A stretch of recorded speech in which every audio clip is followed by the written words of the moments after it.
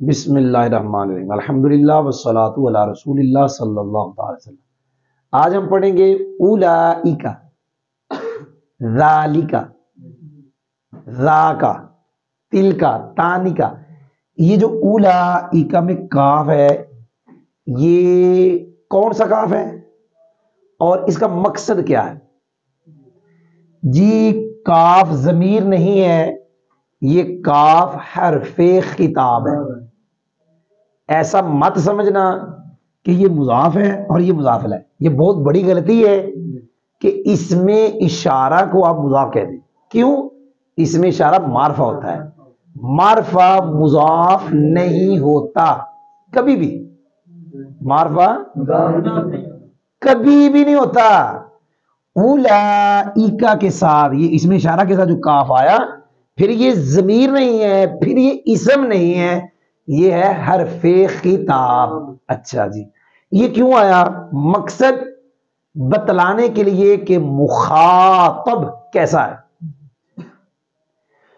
اولائی یہ اس میں اشارہ ہے، یہ بتا رہا ہے کہ جن کی بات ہو رہی ہے وہ جمع ہیں، وہ کئی ہیں۔ کاف بتا رہا ہے جس سے بات ہو رہی وہ ایک، اور ایک مذکر، سنا نہیں؟ اگر یوں ہوتا اولائی کما، اس میں اشارہ نے بتانا تھا جن کی بات ہو رہی وہ کئی، جن سے ہو رہی وہ دو۔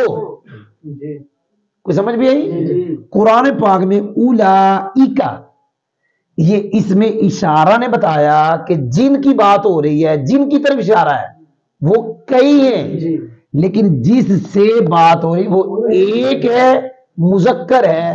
تو پتہ چلا کاف اسم نہیں ہے، حرف خطاب ہے۔ پتہ چلا کاف مضاف الیہ نہیں کہنا، اس میں اشارہ کو مضاف نہیں کہنا، کاف حرف خطاب ہے۔ اور یہ بھی پتہ چلا کہ کاف کس مقصد کے لیے آیا، یہ بتلانے کے لیے کہ مخاطب ایک ہے، دو ہیں یا کئی ہیں۔ اگر اولئک ہے تو مخاطب ایک، اگر یوں پڑھ دے کوئی بندہ اپنی طرف سے کوئی مثال بنا دے اولئکما، تو یہ بتائے گا کہ جس سے بات ہو رہی وہ دو ہے، اولئکم جن سے بات ہو رہی وہ کئی ہے، اولئکی جس سے بات ہو رہی وہ ایک مؤنث ہے۔ جی سمجھ آئی ہے؟